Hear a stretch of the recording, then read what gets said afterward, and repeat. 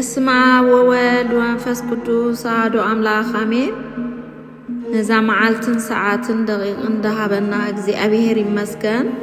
ወንጌል ማቴዎስ ምዕራፍ 25 ምስላተን 10 ደናግል ሽዑ መንግስተ ሰማያት መመብራህተን ሒዘን መርዓዊ ቅበላ ዝወፃም 10 ደናግል ትመስል። ካብኣተን እተን 5 ዓያሱ እተን 5 ከዓ ለባማት ነበራ።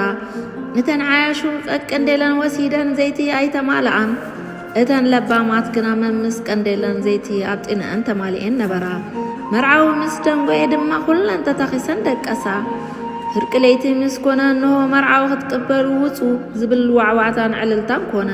ሽዑ ኩለን እተን ደናግል ተንሲአን ቀንዴለን ኣሰናደዋ። እተን ዓያሱ ነተን ለባማት መብራህትና ክጠፍኣና ኢሉስ እሞ ካብ ዘይትኽን ግዳሃባና በለአን።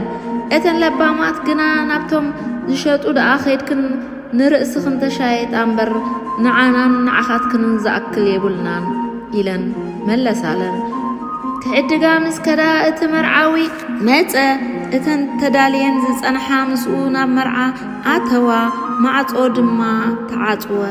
ድሓር እተን ዝተረፋ ደናግል መጺአን ኦ ጐይታይ ኣርሕወልና ኾታ በላ። ንሱ ግና ብሓቂ ኣይፈልጠክንን እየ እብለክን ኣለኹ ኢሉ መለሰለን። እምበኣርሲ እታ ወዲ ሰብ ዝመጸላ መዓልትን ሰዓትን ኣይትፈልጥዋን ኢኹም እሞ ንቕሑ።